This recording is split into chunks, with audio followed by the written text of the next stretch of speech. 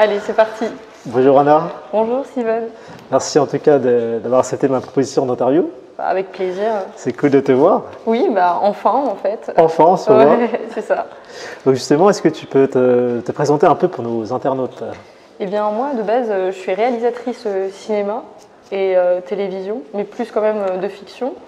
Et j'ai fait un court-métrage, publicité et un long-métrage que j'ai autoproduit quand j'avais 21 ans. Et vu que c'était un échec de diffusion, je me suis reconvertie en fait dans l'entrepreneuriat.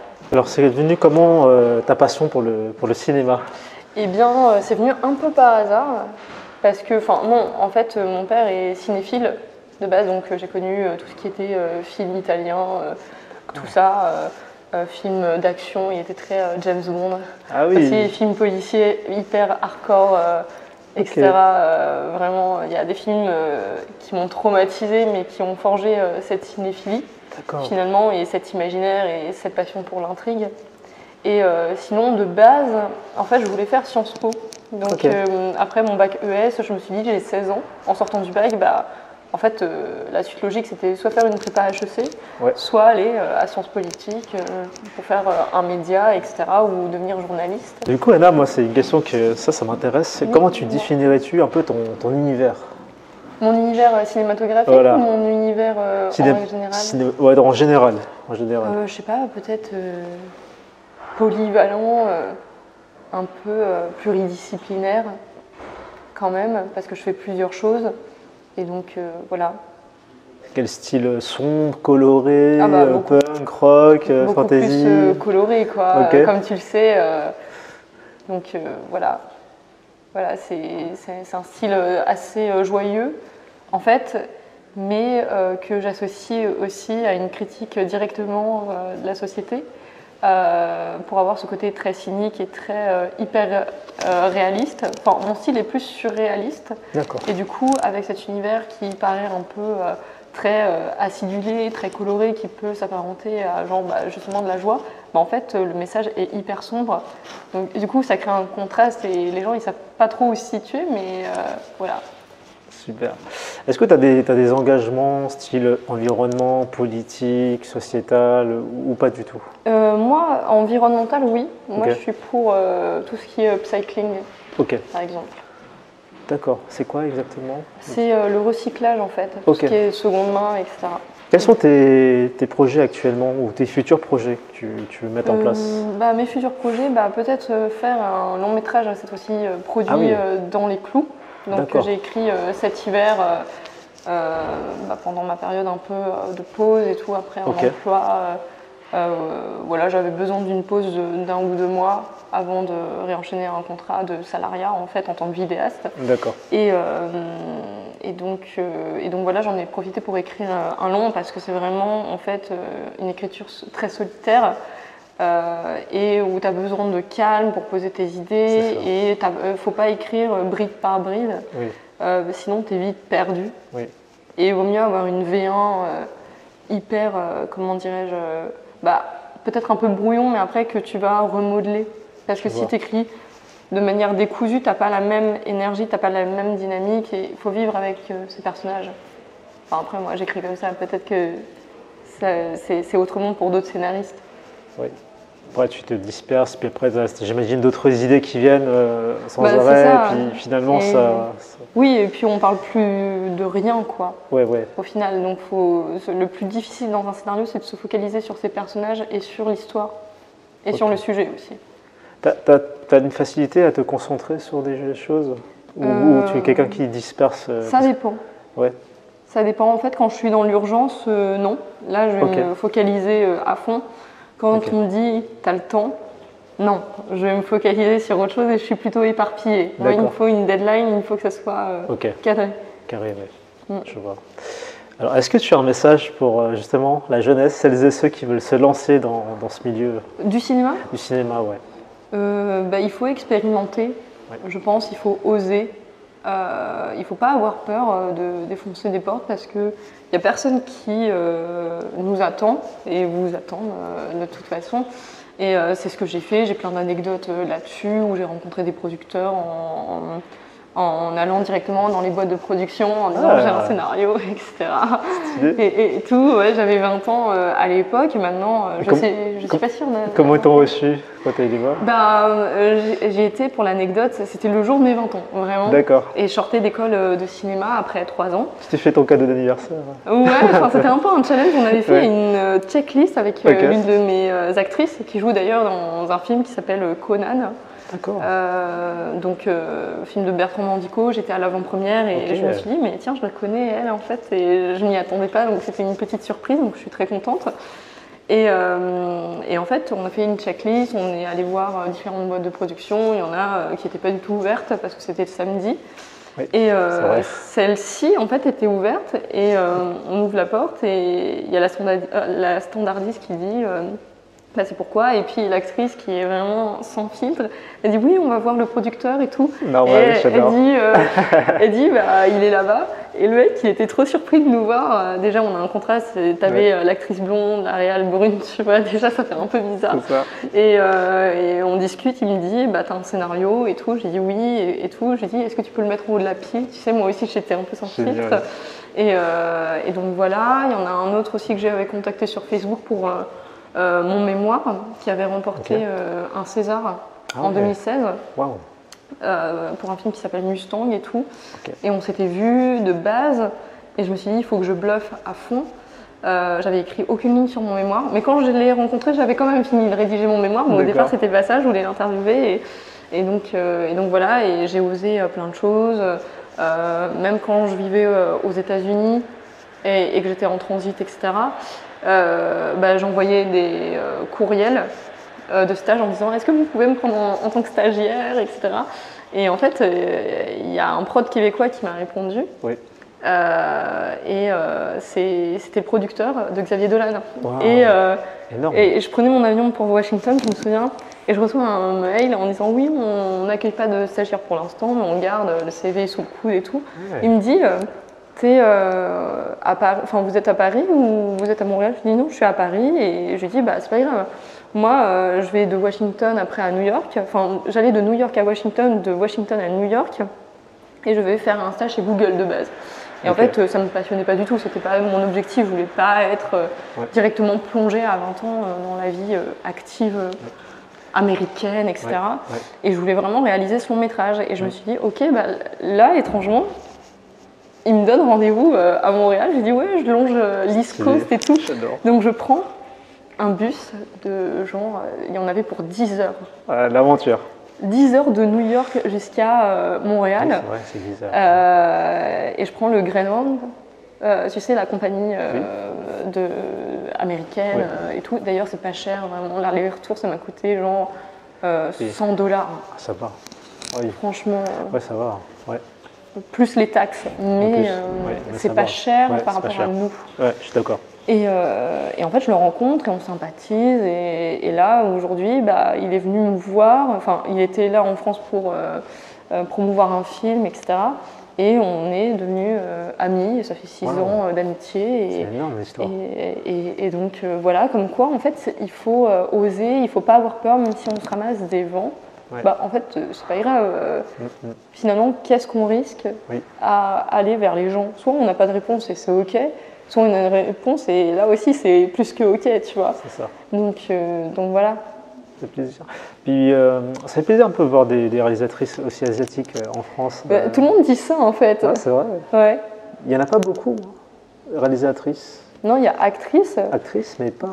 non, là tu me demanderais, tu connais qui en tant que réalisatrice? Je t'en dirais aucune, pour être honnête. Mais alors que réalisateur asiatique, il y a Trana ou Young, je sais pas comment on prononce.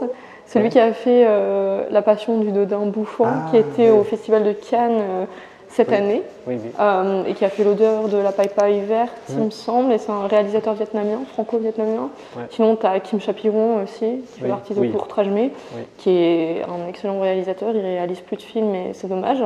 Mais sinon, au-delà de ça, non, il y a des actrices, mais il n'y a pas de réalisatrices. Ouais. Ça te fait quelque chose de voir ça ou pas du tout? En fait, c'est affolant à quel point en fait, on est, les Asiatiques invisibilisé, je sais pas comment Oui, c'est vrai. on dit, mais Très discret. bah ouais, mais même hyper stigmatisé parce que moi j'ai été victime, je rebondis là-dessus, Oui, c'est intéressant. sur comment dirais-je, du racisme banalisé. Tu l'as eu. Ouais, moi d'accord. je l'ai beaucoup eu quand j'étais enfant jusqu'à ma terminale. Les hommes, enfin les garçons, les filles, les deux? Les deux, D'accord. parce que en fait je viens d'une province, je suis pas parisienne, Ok. et alors qu'à Paris en fait les gens ils s'en fichent et en fait on est comme des anonymes. Oui. Et moi j'adore cet aspect de se dire bah, je suis anonyme. Ouais. Il y a plus de mélange peut-être à Paris. Ouais, et même je crois que c'est pas dans le mood des Parisiens d'être trop Oui. racistes et tout. Oui. Justement, au contraire, ils disent bah, c'est une énorme ville, il y a des étrangers. Et Mm. en fait, voilà, alors que la ville de province, bah, dès que tu es un peu différent, et ben, tu es marginalisé, tu es stigmatisé. Et dès que tu as une Eurasienne, tu vois, qui vient tout de suite, qui veut devenir réalisatrice, en plus de ça, c'est un peu l'ovni, tu vois, sachant que j'étais introvertie et tout, j'étais vraiment, je faisais pas de vagues ni rien, bah, tout de suite, en fait, tu as le profil de la victime, alors que pas du tout. Pas du tout, ouais. Tu sais, j'ai un fort caractère, etc. Et pourtant, je savais pas me défendre face aux attaques, parce que quand c'est en groupe, c'est difficile. Oui, je comprends. Tu as mis du temps à avoir confiance en toi, à sortir ce que tu as à l'intérieur. Ouais, et c'est en venant à 16 ans à Paris, 16 ans. après le bac, pour me dire, bah, en fait, je suis toute seule dans le cinéma, mais je vais construire quelque chose. De A à Z, je vais me reconstruire. Ça t'a forgé. Beaucoup, ouais. Ouais, et puis le fait de voir qu'à Paris, en fait, les gens, à part être mal aimables, mais ils s'en fichent de toi, en fait, très clairement, que tu sois asiatique, que tu sois black, arabe ou pas. Je crois que c'est pas une indifférence, mais pour eux, c'est normal, quoi. C'est multiculturel et voilà, je trouve. Mais je trouve ça triste quand même d'être les Asiatiques, de ne pas avoir assez de visibilité dans le milieu du cinéma, même des médias. T'as pas de présentatrice? C'est vrai, j'en connais pas. Si, à part Rangoon, là, qui fait une émission de télé, oui, etc. parce qu'elle est passée par la case télé-réalité au départ. Ah bon? Pour se faire... Ah ouais? Non, pardon, c'est pas elle, je confonds quelqu'un d'autre. Mais oui, c'est une chanteuse. Oui, c'est une chanteuse. Oui. Ah ouais. Souvent le chant, ça peut passer, tout ce qui est artistique, ça peut passer, mais tout ce qui... Ouais, c'est vrai, tout ce qui est médias ou même cinéma, c'est étrange. Bah, cinéma, au départ, moi, je voulais écrire des scénarios, jouer dans mes films, etc.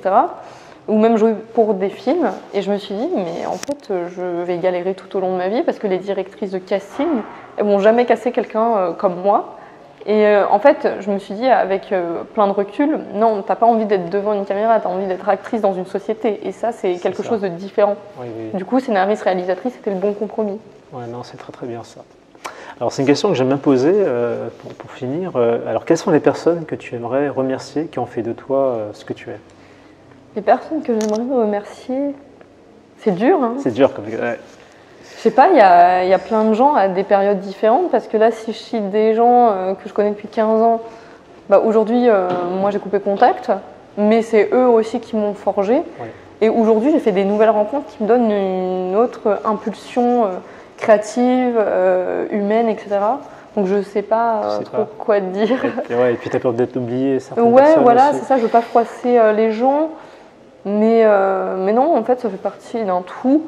Mais plus cette année, Quentin Curnier de chez Creatis, du coup, qui fait partie tu vois, du programme d'incubation Horizon, dans laquelle je faisais partie, donc dédié aux médias. Et c'est grâce à lui que j'ai pu rencontrer des gens, et même il est très sympathique.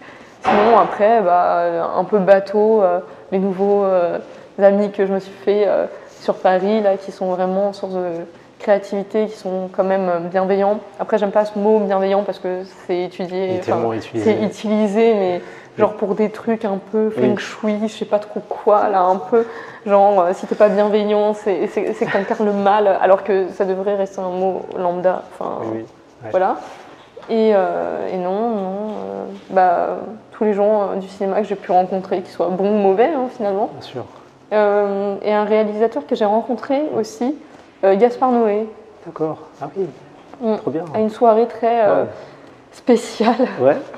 Spéciale, c'est intriguant là. Ouais, c'était genre une soirée un peu, je dirais pas privée parce que mais il fallait quand même avoir des tickets. Je me D'accord. souviens, c'était en 2017 et c'était dans un club éphémère et Ok. c'était sa pote Asia Argento, Ok. donc la fille de Dario Argento qui est un grand maître Ah du oui. cinéma italien, Ah oui. etc., Énorme. qui avait une carte blanche pour faire cette soirée, donc Wow. elle invitait ses potes et Ah tout. oui, énorme. Et j'ai rencontré Gaspard Noé, et donc c'était comme dans ces films en fait, Ah oui. enfin comme dans leurs films à eux, c'était dingue. L'ambiance, il y avait un mec à l'entrée qui se faisait tatouer à travers une vitre, voilà. Incroyable. Des télés cathodiques qui diffusaient des images un peu spéciales. Elle qui était sur scène à moitié bourrée, je pense, et qui diffusait Ah oui, c'est un film, ton truc. des photos, mais vraiment J'adore. psychédéliques. Wow. Et c'était interdit de fumer, mais tout le monde fumait comme ça. Gaspard Noé, il fumait. D'accord. Et je suis allée lui parler, du coup, Oui. parce que j'avais ramené mes amis comédiens de l'époque, Ok. qui ne sont plus mes amis aujourd'hui, mais D'accord. je me souviens que j'avais passé un moment comme ça avec eux en disant venez, Ok. une soirée, etc. Trop bien. Et pour le coup, qu'est-ce qui s'est passé? Oui, on a discuté. Discuter, ouais. Ouais, et c'était Sympa, fou ce ouais. petit moment, etc. Et il m'a conseillé un film à voir. Voilà, il m'a dit tu fais de la science-fiction, regarde Vidéodrome de Cronenberg. Et puis on a discuté cinéma. Et c'est quelqu'un d'hyper cinéphile qui est hyper intéressant. Intéressant. Et donc voilà, après c'est un personnage. Hein. Ouais. Il y en a qui n'aiment pas du tout, mais il n'est pas méchant vraiment. Et il assume qui il est. Et c'est ça, et il propose un cinéma différent. On peut te retrouver sur quels réseaux sociaux? Sur quels réseaux sociaux? Sur Instagram, Oui. donc mon personnel et celui du média. Ok. Et sur le média, ecomania.com ou ekimos.com. Enfin, je pense que tu mettras les liens, Oui. du coup. Exactement. Et puis voilà, et sur la chaîne YouTube qui est en développement, là où je vais écrire des émissions de Ok. cinéma et de société. Intéressant. Et où on va développer aussi un live avec mes collègues de bande de ciné, mes amis d'école de cinéma depuis 10 ans. Ok. Donc dans des studios, ça va être tourné vraiment en mode télévision. Ah, trop bien. Donc voilà, on voulait avoir ce petit projet, ce gros projet pour 2024. Et je trouvais ça quand même cool, quoi. Génial. Bon, bah Donc, écoute, Anna, merci pour ce moment, ce Oui. partage. Et puis, comme je dis toujours, l'aventure continue. L'aventure continue. Merci. Voilà, merci à toi.